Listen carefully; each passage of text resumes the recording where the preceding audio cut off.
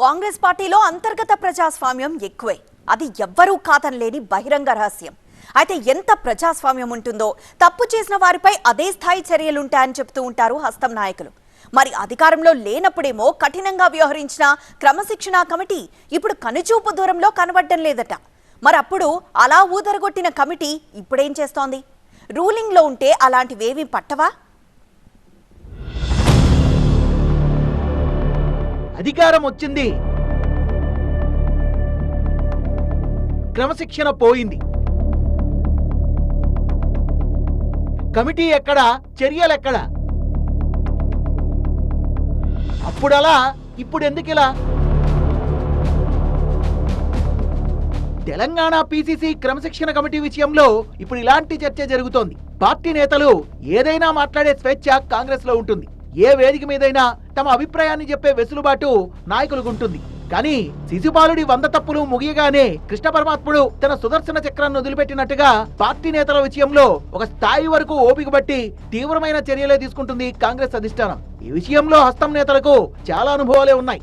తెలంగాణ కాంగ్రెస్ లో అలా party line ను క్రాస్ చేసి మాట్లాడే నాయకులు కోకొల్లలు. జై సోనియా, జై రాహుల్ అంటూనే స్థానిక నాయకత్వంపై విమర్శలు గుప్పించే నేతలు చాలా మందే ఉన్నారు. అలాంటి వారిని కంట్రోల్లో పెట్టేందుకే పిసిసి క్రమశిక్షణ కమిటీని ఏర్పాటు చేసింది కాంగ్రెస్ పార్టీ. కాకపోతే అధికారంలో లేనప్పుడు నేతలను కంట్రోల్ చేసేందుకు కఠినంగా వ్యవహరించిన ఆ క్రమశిక్షణ కమిటీ ఇప్పుడు ఉందా లేదా అన్నట్టుగా తయారైంది. దీంతో అసలు పార్టీలోనే క్రమశిక్షణ ఉందా అనే చర్చ కూడా మొదలైంది. పార్టీ వ్యతిరేక కార్యకలాపాలకు పాల్పడుతున్న నేతలపై చర్యలు ఎందుకు తీసుకోవట్లేదన్నదే అర్థం కావడం లేదు. ప్రతిపక్షంలో దిక్కుతోచని స్థితిలో ఉన్నప్పుడే కొరడా జులిపించిన క్రమశిక్షణ కమిటీ పార్టీ అధికారంలో ఉండి కూడా ఎందుకిలా ఉదాసీనంగా వ్యవహరిస్తోందన్నది అర్థం కాని ప్రశ్న. కాంగ్రెస్ ప్రతిపక్షంలో ఉన్నప్పుడు పిసిసి క్రమశిక్షణ కమిటీ చైర్మన్ గా మాజీ మంత్రి చిన్నారెడ్డి వ్యవహరించారు. పార్టీ పరిధి దాటి ఎవరైనా అతిగా వ్యవహరిస్తే షోకాజ్ నోటీసుల్ని జారీ చేసేవారు. గాంధీ భవన్ కు పిలిపించి వివరణ తీసుకునేవారు. చిన్నారెడ్డి కాంగ్రెస్ ప్రభుత్వం వచ్చాక ప్లానింగ్ కమిషన్ చైర్మన్ గా బాధ్యతలు తీసుకున్నారు. దీంతో క్రమశిక్షణ కమిటీ కథ కంచికి చేరినట్టయిందనే టాక్ పార్టీ వర్గాల్లోనే వినిపిస్తోంది. కొంతమంది నాయకులు అంతర్గత విభేదాలతో రోడ్డును పడుతున్నా పట్టించుకునే నాథుడు లేకుండా పోయాడు.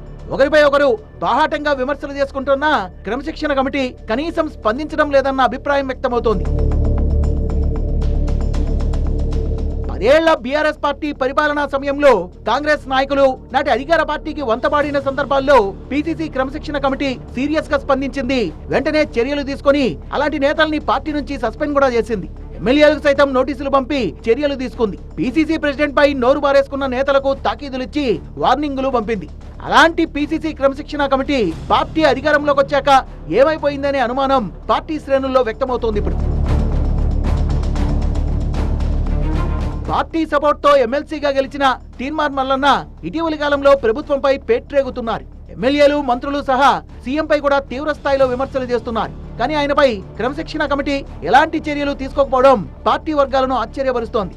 జగిత్యాలలో సీనియర్ నేత జీవన్ రెడ్డి పార్టీపై విమర్శలు చేసినప్పుడు సైతం క్రమశిక్షణ కమిటీ కామ్ గానే ఉండిపోయింది.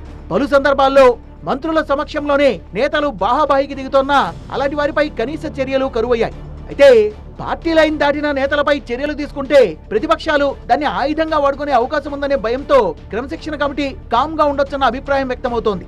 అంతర్గతంగా అలాంటి నేతల్ని మందలిస్తున్నట్టు తెలుస్తున్నా నష్ట నివారణకు అదెంతవరకు ఉపయోగపడుతుందో చూడాలి.